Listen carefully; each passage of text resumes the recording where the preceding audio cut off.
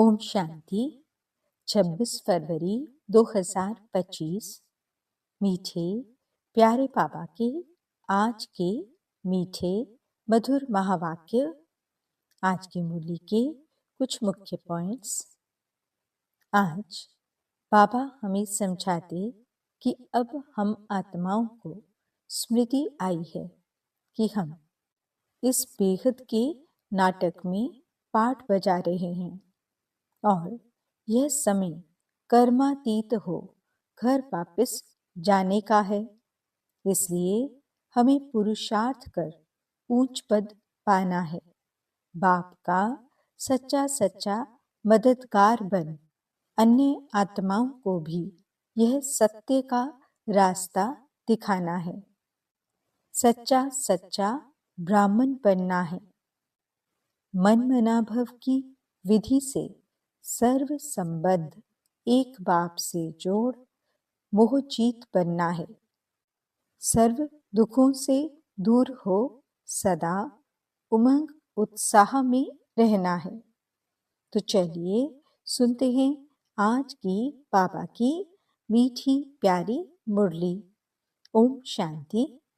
बाबा कहते, मीठे बच्चे, तुम्हें अपार खुशी होनी चाहिए कि हम अभी पुराना कपड़ा छोड़ घर जाएंगे, फिर नया कपड़ा नई दुनिया में लेंगे। प्रश्न, ड्रामा का कौन सा राज अति सूक्ष्म समझने का है?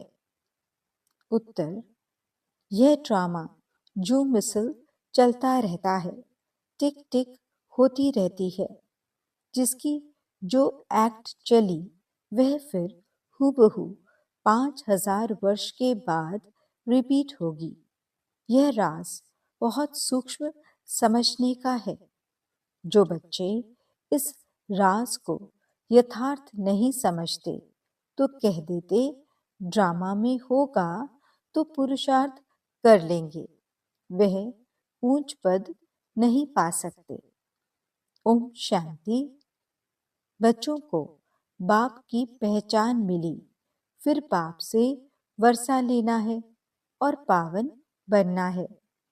कहते भी हैं, हे पतित पावन, आकर हमको पावन बनाओ, क्योंकि समझते हैं हम पतित बुद्धि हैं। बुद्धि भी कहती है यह पतित आयरन एजेड दुनिया है। नई दुनिया को सतो प्रधान, पुरानी दुनिया को तमो प्रधान कहा जाता है। तुम बच्चों को अभी बाप मिला है, भक्तों को भगवान मिला है। कहते भी हैं, भक्ति के बाद भगवान आकर भक्ति का फल देते हैं, क्योंकि मेहनत करते हैं तो फल भी मांगते हैं। भक्त क्या मेहनत करते हैं सो तो तुम जानते हो। तुम आधा कल्प भक्ति मार्ग में धक्के खाकर थक गए हो। भक्ति में बहुत मेहनत की है, यह भी ड्रामा में नूंद है। मेहनत की जाती है फायदे के लिए। समझते हैं भगवान आकर भक्ति का फल दे तो फल देने वाला फिर भी भगवान ही रहा। भक्त भगवान को याद करते हैं, क्योंकि भक्ति में दुख है तो कहते हैं आकर हमारे दुख हरो, पावन बनाओ। कोई भी नहीं जानते हैं कि अभी रावण राज्य है। रावण ने ही पतित बनाया है। कहते भी हैं राम राज्य चाहिए, परंतु वह कब कैसे होना है कोई को भी यह पता नहीं है। आत्मा अंदर समझती है कि अब रावण राज्य है, यह है ही भक्ति मार्ग। भक्त बहुत नाच तमाशे करते हैं, खुशी भी होती है, फिर रोते भी हैं। भगवान के प्रेम में आंसू आ जाते हैं, परंतु भगवान को जानते नहीं। जिसके प्रेम में आंसू आते हैं उनको जानना चाहिए ना। चित्रों से तो कुछ मिल नहीं सकता। हाँ, बहुत भक्ति करते हैं तो साक्षात्कार होता है, बस वही उनके लिए खुशी की बात है। भगवान खुद ही आकर अपना परिचय देते हैं कि मैं कौन हूँ। मैं जो हूँ, जैसा हूँ, दुनिया में कोई नहीं जानते। तुम्हारे में जो बाबा कहते हैं, उनमें भी कोई पक्के हैं, कोई कच्चे हैं। देह अभिमान टूटने में ही मेहनत लगती है, देही अभिमानी बनना पड़े। बाप कहते हैं, तुम आत्मा हो, तुम 84 जन्म भोग तमो प्रधान बनी हो। अभी आत्मा को तीसरा नेत्र मिला है, आत्मा समझ रही है। तुम बच्चों को सारे सृष्टि चक्र का नॉलेज बाप देते हैं।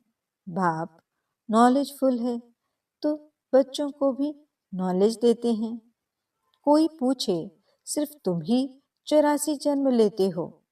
बोलो, हाँ, हमारे में कोई 84, कोई 82 जन्म लेते हैं। बहुत में बहुत 84 जन्म ही लेते हैं। 84 जन्म उनके हैं जो शुरू में आते हैं, जो अच्छी रीति पढ़कर ऊंच पद पाते हैं। वे जल्दी आएंगे, माला में नजदीक पिरोए जाएंगे। जैसे नया घर बनता रहता है तो दिल में आता, जल्दी बन जाए तो हम जाकर बैठें। तुम बच्चों को भी खुशी होनी चाहिए। अभी हमको ये पुराने कपड़े छोड़ नए लेने हैं। नाटक में एक्टर्स घंटा आधा पहले से ही घड़ी को देखते रहते हैं। टाइम पूरा हो तो घर जाएं। वह टाइम आ जाता है।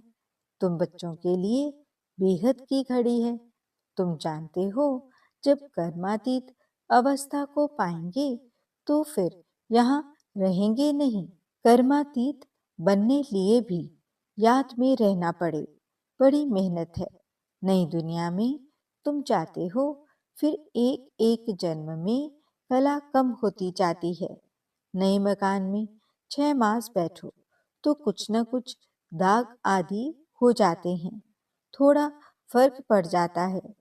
तो वहाँ नई दुनिया में भी कोई तो पहले आएंगे, कोई थोड़ा देरी से आएंगे। पहले जो आएंगे उनको कहेंगे सतो प्रधान। फिर आहिस्ते आहिस्ते कला कम होती जाती है। यह ड्रामा का चक्र झूम मिसल चलता रहता है, टिक टिक होती रहती है। तुम जानते हो, सारी दुनिया में जिसकी जो भी एक्ट चलती है, यह चक्र फिरता रहता है। यह बड़ी सूक्ष्म बातें हैं समझने की। बाप अनुभव से सुनाते हैं। तुम जानते हो, यह पढ़ाई फिर 5000 वर्ष बाद रिपीट होगी। यह बना बनाया खेल है। इस चक्र का किसको पता नहीं है। इसका क्रिएटर, डायरेक्टर, मुख्य एक्टर कौन है, कुछ भी नहीं जानते। अभी तुम बच्चों को पता है, हम 84 जन्म भोग अब वापस जाते हैं। हम आत्मा हैं। देही अभिमानी बने तब खुशी का पारा चढ़े। वह है हद का नाटक, यह है बेहद का। बाबा हम आत्माओं को पढ़ा रहे हैं। यह नहीं बताएंगे कि फलाने समय यह होगा। बाबा से कोई भी बात पूछते हैं तो कहते हैं, ड्रामा में जो कुछ बताने का है वह बता देते हैं। ड्रामा अनुसार जो उत्तर मिलना था सो मिल गया, बस उस पर चल पड़ना है। ड्रामा बिगड़ बाप कुछ भी नहीं कर सकते हैं। कई बच्चे कहते हैं, ड्रामा में होगा तो पुरुषार्थ कर लेंगे। वह कभी ऊंच पद पा नहीं सकते। बाप कहते हैं, पुरुषार्थ तुमको करना है। ड्रामा तुमको पुरुषार्थ कराता है। कल्प पहले मुआफिक। कोई ड्रामा पर ठहर जाते हैं कि जो ड्रामा में होगा तो समझा जाता है इनकी तकदीर में नहीं है। अब तुमको स्मृति आई है, हम आत्मा हैं। हम ये पाठ बजाने आए हैं। आत्मा भी अविनाशी है, पाठ भी अविनाशी है। 84 जन्मों का पाठ आत्मा में नूंधा हुआ है, फिर वही पाठ बजाएंगे। इसको कहा जाता है कुदरत। कुदरत का और क्या विस्तार करेंगे। अब मुख्य बात है, पावन जरूर बनना है, यही फिक्रात है। कर्म करते हुए बाप की याद में रहना है। तुम एक माशूक के आशिक होना। एक माशूक को सब आशिक याद करते हैं। वह माशूक कहते हैं, अभी मुझे याद करो, मैं तुमको पावन बनाने आया हूँ। तुम मुझे ही पतित पावन कहते हो, फिर मुझे भूलकर गंगा को क्यों पतित पावनी कहते हो? अभी तुमने समझा है तो वह सब छोड़ दिया है। तुम समझते हो बाप ही पतित पावन है। अब पतित पावन श्री कृष्ण को समझ कभी याद नहीं करेंगे, परंतु भगवान कैसे आते हैं ये कोई नहीं जानते। श्री कृष्ण की आत्मा जो सतयुग में थी, वह अनेक रूप धारण करते करते अभी तमो प्रधान बनी है, फिर सतो प्रधान बनती है। शास्त्रों में यह भूल कर दी है। यह भी भूल जब हो तब तो हम आकर अभूल बनाए ना। ये भूलें भी ड्रामा में हैं, फिर भी होंगी। अब तुमको समझाया है। शिव भगवानुवाच। भगवान कहते भी शिव को हैं। भगवान तो एक ही होता है। सब भक्तों को फल देने वाला एक भगवान। उनको कोई भी जान नहीं सकते। आत्मा कहती है, ओ गॉड फादर। वो लौकिक फादर तो यहाँ है, फिर भी उस बाप को याद करते हैं, तो आत्मा के दो फादर हो जाते हैं। भक्ति मार्ग में उस फादर को याद करते रहते हैं। आत्मा तो है ही। इतनी सब आत्माओं को अपना अपना पाठ मिला हुआ है। एक शरीर छोड़ फिर दूसरा ले पाठ बजाना होता है। यह सब बातें बाप ही समझाते हैं। कहते भी हैं, हम यहाँ पाठ बजाने आए हैं। यह एक मांडवा है, उनमें यह चांद सितारे आदि सब बत्तियां हैं। इन सूर्य चांद सितारों को मनुष्य देवता कह देते हैं, क्योंकि यह बहुत अच्छा काम करते हैं, रिमझिम करते हैं, किसको तकलीफ नहीं देते हैं, सबको सुख देते हैं, बहुत काम करते हैं, इसलिए इनको देवता कह देते। अच्छा काम करने वाले को कहते हैं ना, ये तो जैसे देवता है। अब वास्तव में देवताएं तो सतयुग में थे, सब सुख देने वाले थे, सबकी प्रीत थी, इसलिए देवताओं से उनकी भेंट की है। देवताओं के गुण भी गाए जाते हैं, उन्हों के आगे जाकर गाते हैं। हम निर्गुण हारे में कोई गुण नाही, आप ही तरस परोई। आपको तो तरस पड़ता होगा। बाप कहते हैं, तरस पड़ा है तब तो फिर से आया हूं तुमको गुणवान बनाने। तुम पूज्य थे, अब पुजारी बने हो, फिर पूज्य बनो। हम सो का अर्थ भी तुमको समझाया है। मनुष्य तो कह देते, आत्मा सो परमात्मा, परमात्मा सो आत्मा। बाप कहते हैं, यह रॉन्ग है। तुम आत्मा निराकार थी, फिर सो देवता, क्षत्रिय, वैश्य, शूद्र बनी, अभी सो ब्राह्मण वर्ण में आई हो। आत्मा पहले सतो प्रधान, सतो रजो तमो में आती है। अभी तुम बच्चे समझते हो। यह नॉलेज बाबा कल्प कल्प संगम युग पर हमको आकर देते हैं। बरोबर भारत स्वर्ग था, वहां कितने थोड़े मनुष्य होंगे। अभी कलयुग है, सब धर्म आ गए हैं। सतयुग में थोड़े ही कोई धर्म था, वहां होता ही है एक धर्म, बाकी सब आत्माएं चली जाती हैं। तुम जानते हो, अभी इस पुरानी दुनिया का विनाश सामने खड़ा है। बाप राजयोग सिखला रहे हैं। कोई भी आए, बोलो यह बेहद की घड़ी है। बाप ने दिव्य दृष्टि दे यह घड़ी बनवाई है। जैसे वह घड़ी तुम घड़ी घड़ी देखते हो, अब यह बेहद की घड़ी याद पड़ती है। बाप ब्रह्मा द्वारा एक धर्म की स्थापना, शंकर द्वारा आसुरी दुनिया का विनाश कराते हैं। बुद्धि भी कहती है चक्र फिरना जरूर है।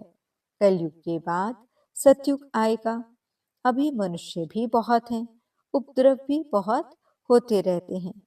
मूसल भी वही हैं। शास्त्रों में तो कितनी कथाएं बना दी हैं। बाप आकर वेदों शास्त्रों का सार समझाते हैं। मुख्य धर्म भी 4 हैं। यह ब्राह्मण धर्म है 5वां।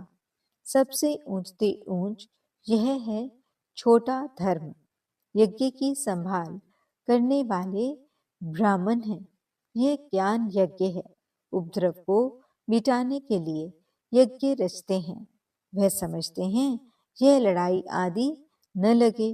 अरे लड़ाई नहीं लगेगी तो सतयुग कैसे आएगा?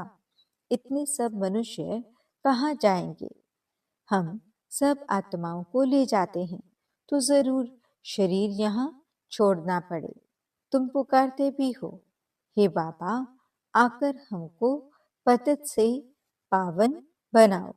बाप कहते हैं हमको जरूर पुरानी दुनिया का विनाश कराना होगा। पावन दुनिया है ही सतयुग। सबको मुक्तिधाम ले जाता हूँ। सब काल को तो बुलाते हैं ना। यह नहीं समझते कि हम तो कालों के काल को बुलाते हैं। बाप कहते हैं यह भी ड्रामा में नूंद है। आत्माओं को छीछी दुनिया से निकाल शांति धाम ले जाता हूँ। यह तो अच्छी बात है ना। तुमको मुक्ति में जाकर फिर जीवन मुक्ति में आना है, फिर जीवन बंध में। इतने सब सतयुग में तो नहीं आएंगे, फिर नंबरवार आएंगे। इसलिए अब शांति धाम और सुख धाम को याद करो। पिछाड़ी में जो आते हैं उन्हों का तो पाठ ही थोड़ा है। पहले जरूर वे सुख पाएंगे। तुम्हारा पाठ सबसे ऊंच है। तुम बहुत सुख पाते हो। धर्म स्थापक तो सिर्फ धर्म की स्थापना करते, किसी को लिबरेट नहीं करते। बाप तो भारत में आकर सबको ज्ञान देते हैं।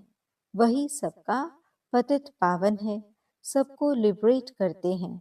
और धर्म स्थापक कोई सदगति करने नहीं आते, वह आते हैं धर्म स्थापन करने। वह कोई शांति धाम सुख धाम में नहीं ले जाते। सबको शांति धाम सुख धाम में बाप ही ले जाते हैं। जो दुख से छुड़ाए सुख देते हैं उनके ही तीर्थ होते हैं। मनुष्य समझते नहीं, वास्तव में सच्चा तीर्थ तो एक बाबा का ही है। महिमा भी एक की ही है। सब उनको पुकारते हैं, हे लिबरेटर आओ। भारत ही सच्चा तीर्थ है जहाँ पाप आकर सबको मुक्ति जीवन मुक्ति देते हैं। तो तुम फिर भक्ति मार्ग में उनके बड़े बड़े मंदिर बनाते हो। हीरे ज्वारों के मंदिर बनाते हो। सोमनाथ का मंदिर कितना खूबसूरत बनाते हैं। और अभी देखो बाबा कहाँ बैठे हैं? पतित शरीर में, पतित दुनिया में। तुम ही पहचानते हो। तुम बाबा के मददगार बनते हो। औरों को रास्ता बताने में जो मदद करेगा उनको ऊंच पद मिलेगा। यह तो कायदा है। बाप कहते हैं मेहनत करो, बहुतों को रास्ता बताओ कि बाप और वर्षे को याद करो। 84 का चक्र तो सामने है। यह है जैसे अंधों के आगे आईना। यह ड्रामा हूबहू रिपीट होता है। फिर भी मुझे कोई नहीं जानेगा। ऐसे नहीं कि मेरा मंदिर लूटते हैं तो मैं कुछ करूं। ड्रामा में लूटने का ही है, फिर भी लूट ले जाएंगे। मुझे बुलाते ही हैं, पतित से पावन बनाओ, तो मैं आकर तुम बच्चों को पढ़ाता हूँ। ड्रामा में विनाश की भी नोंद है, सो फिर भी होगा। मैं कोई फूंक नहीं देता हूँ कि विनाश हो जाए। ये मूसल आदि बने हैं, यह भी ड्रामा में नोंद है। मैं भी ड्रामा के बंधन में बांधा हुआ हूँ। मेरा पाठ सबसे बड़ा है, सृष्टि को बदलना, पतित से पावन बनाना। अब समर्थ कौन, मैं या ड्रामा? रावण को भी ड्रामा अनुसार आना ही है। जो नॉलेज मेरे में है वह आकर देता हूँ। तुम शिव बाबा की सेना हो, रावण पर जीत पाते हो। बाप कहते हैं सेंटर्स खोलते रहो। मैं आता हूँ पढ़ाने, मैं कुछ लेता नहीं हूँ। पैसे जो कुछ हैं वह इसमें सफल करो। ऐसे भी नहीं सब खलास कर भूख मरो। भूख कोई मर नहीं सकता। बाबा ने सब कुछ दिया, फिर भूख मरते हैं क्या? तुम भूख मरते हो क्या? शिव बाबा का भंडारा है। आजकल तो दुनिया में देखो कितने मनुष्य भूख मरते रहते हैं। अभी तुम बच्चों को तो बाप से पूरा वर्षा लेने का पुरुषार्थ करना है। यह है रूहानी नेचर क्योर। बिल्कुल सिंपल बात, सिर्फ मुख से कहते हैं मन बना भव। आत्मा को क्योर करते हैं, इसलिए बाप को अविनाशी सर्जन भी कहते हैं। कैसा अच्छा ऑपरेशन सिखलाते हैं। मुझे याद करो तो तुम्हारे सब दुख दूर हो जाएंगे, चक्रवर्ती राजा बन जाएंगे। इन कांटों के जंगल में रहते हुए ऐसे समझो कि हम फूलों के बीच में जा रहे हैं, घर जा रहे हैं। एक दो को याद दिलाते रहो। अल्लाह को याद करो तो बेबादशाही मिल जाएगी। अच्छा, मीठे मीठे सिकिलदे बच्चों प्रति माता पिता बाप दादा का याद प्यार और गुड मॉर्निंग। रूहानी बाप की रूहानी बच्चों को नमस्ते। हम रूहानी बच्चों की रूहानी बाप दादा को दिल व जान सिकवा प्रेम से नमस्ते नमस्ते नमस्ते जी। गुड मॉर्निंग बाबा। शुक्रिया बाबा। धारणा के लिए मुख्य सार। पहला पॉइंट, ऊंच पद पाने के लिए बाप का पूरा पूरा मददगार बनना है। अंधों को रास्ता दिखाना है। बेहद की घड़ी को सदा याद रखना है। दूसरा पॉइंट, यज्ञ की संभाल करने के लिए सच्चा सच्चा ब्राह्मण बनना है। पैसे आदि जो हैं उन्हें सफल कर बाप से पूरा पूरा वर्षा लेना है।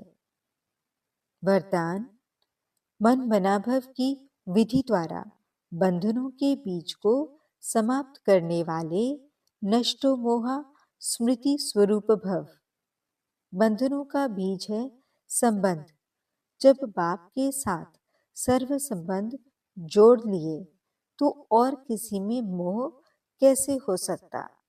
बिना संबंध के मोह नहीं होता, और मोह नहीं तो बंधन नहीं।